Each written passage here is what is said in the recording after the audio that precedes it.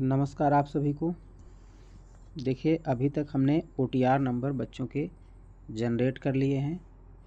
तो 2023-24 के जो बच्चे हैं उनका OTR पहले से आ चुका है।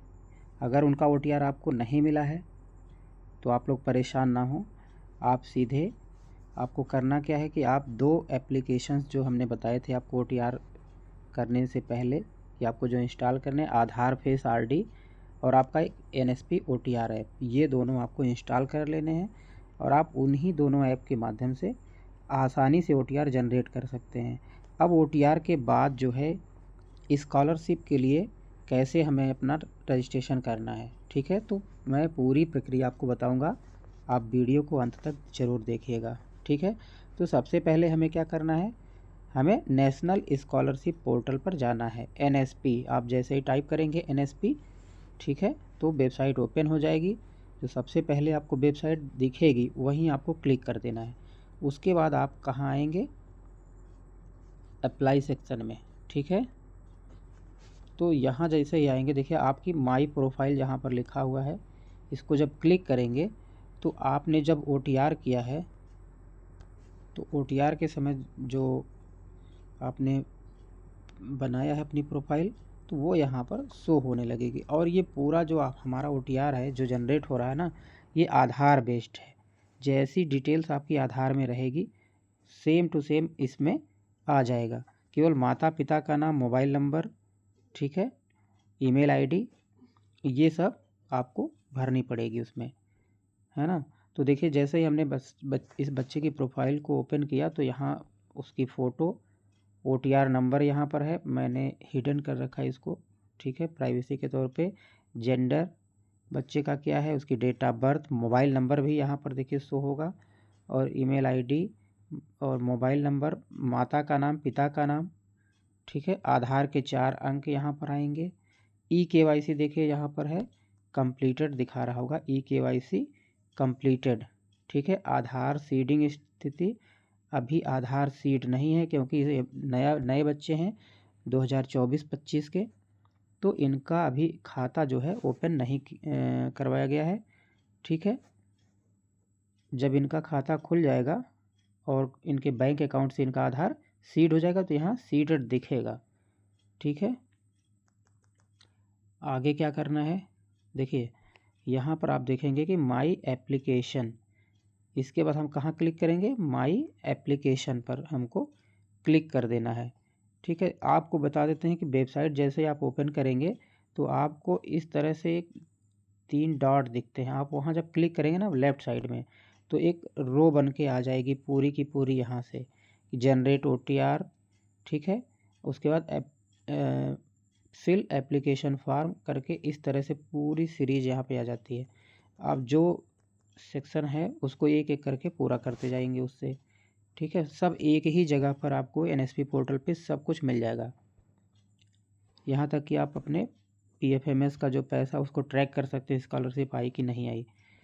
आगे बढ़ते हैं। देखिए जैसे हमने यहाँ देखिए माई एप्लीकेशन पर हमने क्लिक किया तो आपका क्या शो होगा, यहाँ पर देखिए 2 चीज़, अप्लाई फ्रेश, मतलब जो नए बच्चे हैं 2024-25 के, इस वर्ष के जो बच्चे हैं वो अप्लाई फ्रेश में करेंगे, ठीक है। माई एप्लीकेशन क्या दिखाएगा, अभी सीरियल नंबर नहीं है, एप्लीकेशन ID नहीं है, एकेडमिक ईयर फ्रेश/रिन्यूअल, ठीक है।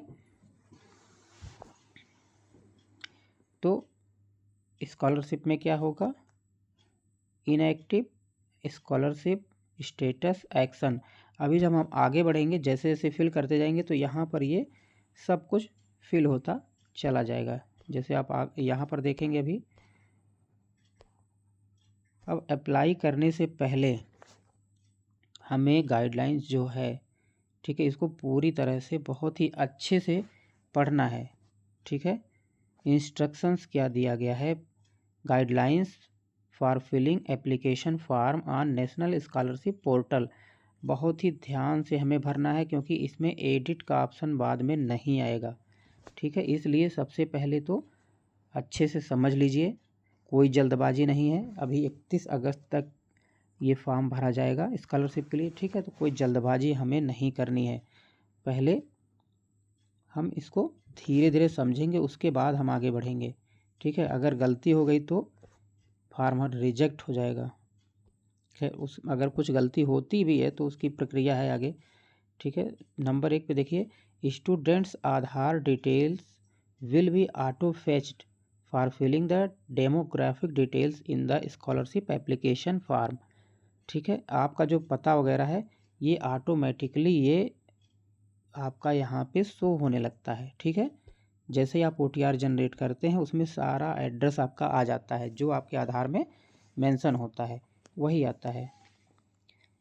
इसके बाद देखिए, इन case student registering with EID, अगर आपका आधार नहीं बना, आप EID से या अपने पेरेंट के आधार से ऐसा करते हैं, डिटेल्स प्रोवाइड कराते हैं, ठीक है, जब OTR करते समय, तो वह भी एप्लीकेशन फॉर्म में आपके प्रीफिल्ड ही दिखेगा, जो एड्रेस होगा आपके गार्जियन का या जो आपकी EID पर मेंशन होगा, ठीक है।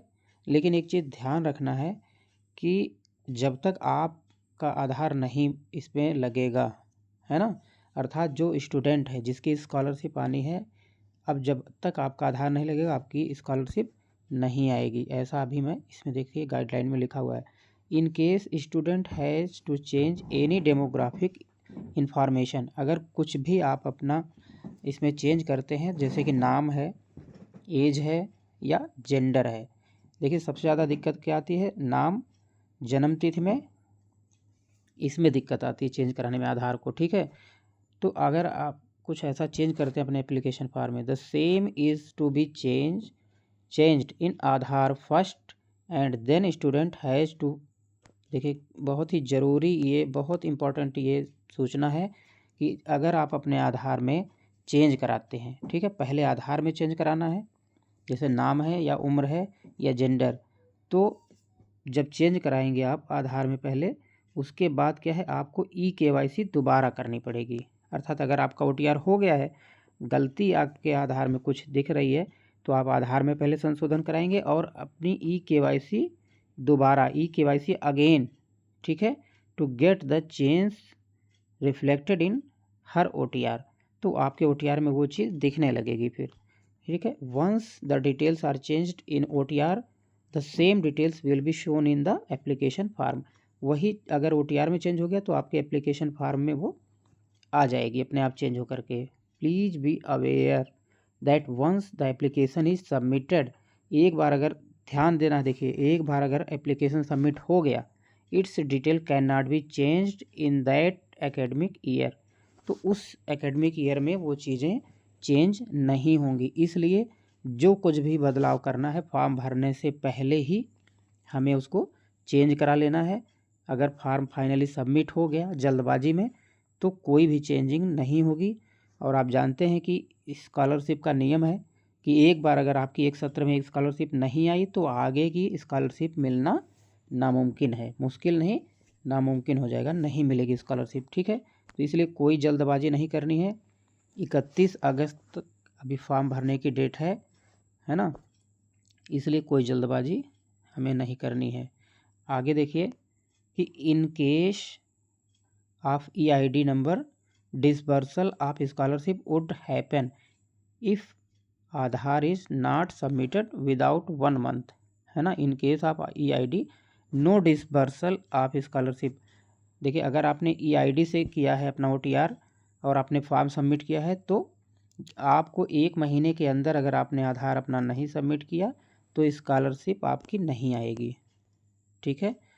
Candidates are advise to fill their correct and active mobile number, आपको अपना सही और एक्टिव मोबाइल नंबर और ईमेल आईडी फीड करना है, ठीक है, क्योंकि सभी जो सूचनाएं हैं आपको इसी के माध्यम से मिलती रहेंगी।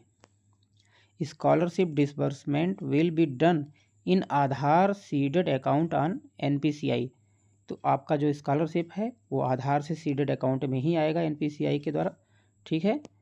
Applicability of required documents would be strictly as per the scheme guideline, please refer each scheme guidelines before applying for scholarship, ठीक है। अपने डॉक्यूमेंट्स वगैरह जो भी ज़रूरी हैं उन्हें सबमिट करना होता है। I am providing consent to fetch my eligibility details that caste DOB। चलिए आगे बढ़ते, इसमें कुछ नहीं है। स्टेट डोमिसाइल, इसका मतलब है कि domiciles state means the state in which student has her permanent address. जो आपका परमानेंट एड्रेस है वही आपकी स्टेट डोमिसाइल होती है, ठीक है। Student is required to enter the domicile state correctly as the application ID allotted to her will be based on domicile state. तो जो एप्लीकेशन ID ये प्रोवाइड की जाएगी वो डोमिसाइल के आधार पर ही वो प्रोवाइड की जाएगी, ठीक है। All scholarship payment will made using Aadhaar payment bridge only. केवल आधार बेस्ड, वो भी देखिए APB के द्वारा ही सभी स्कॉलरशिप दी जाएगी। इसमें ये लिखा है स्कॉलरशिप कैटेगरी। ये देखिए फॉर्म भरते समय ये बहुत ज़रूरी, आप ध्यान से देखिएगा। बहुत लोग पूछते हैं प्री मैट्रिक है कि पोस्ट मैट्रिक है। कैटेगरी में scholarship schemes are divided in following major categories, ठीक है। इसको हमें ध्यान देना है। देखिए प्री मैट्रिक इसमें भरा जाएगा और पोस्ट मैट्रिक। तो प्री मैट्रिक होता है कक्षा 1 से कक्षा 10 तक के बच्चों के लिए, ठीक है। जो कक्षा 1 से 10 तक बच्चे पढ़ रहे हैं वो क्या भरेंगे स्कॉलरशिप में, प्री मैट्रिक, ठीक है। पोस्ट मैट्रिक किनके लिए है, वो 10 11 से लेकर 12 या उसके ऊपर ITI BSc BCom BTech medical students जो हैं इन सब के लिए क्या भरा जाएगा, IIT IIMs जो स्टूडेंट्स हैं पोस्ट मैट्रिक है। तो हम लोग क्या भरेंगे प्री मैट्रिक, ठीक है। तो student is advise to provide details of annual family income as per the income certificate issued by the competent authority in her scholarship application, ठीक है। ये कह रहे हैं कि जो एनुअल फैमिली इनकम है जो आपने फॉर्म भरते समय आपने मेंशन किया था वही आप इसमें लिखेंगे। अभी आपको फॉर्म भरते समय ये उसमें मेंशन करना होता है कि कितनी एनुअल इनकम है, ठीक है। इसके बाद देखिए आपको चेक बॉक्स जो 2 बने हैं इसमें टिक कर देना है और आई एग्री पर क्लिक कर देना है। यहाँ पर टच करिएगा, आगे फॉर्म आपका बढ़ेगा। तो आगे क्या आ जाएगा, देखिए यहाँ पर खुल करके फॉर्म आ गया, अप्लाई फ्रेश, ठीक है। तो यहाँ पे क्या पहले सबसे पहले आपको भरना है डोमिसाइल स्टेट। यहाँ जब क्लिक करेंगे सेलेक्ट स्टेट, ठीक है, तो ओपन होके सभी राज्य यहाँ ओपन हो जाएंगे और आपको अपना स्टेट जो आपका है उसको सेलेक्ट कर लेना। जैसे हम लोग उत्तर प्रदेश के हैं तो उत्तर प्रदेश आ जाएगा, वहाँ सेलेक्ट कर लीजिए। स्कॉलरशिप कैटेगरी, यहाँ पर स्कॉलरशिप की कैटेगरी स्कॉलरशिप ही होगी इसमें, ठीक है। इंसेंटिव आता है एक है और एक है स्कॉलरशिप। तो हमें क्या यहाँ पर सेलेक्ट करना है स्कॉलरशिप, SCHOLOR, ठीक है। एप्लीकेशन टाइप, इसको भी मैं अभी आपको बताता हूँ आगे। जैसे इसको ओपन करेंगे यहाँ पर देखिए Uttar Pradesh pre scholarship category क्या है प्री मैट्रिक, ठीक है।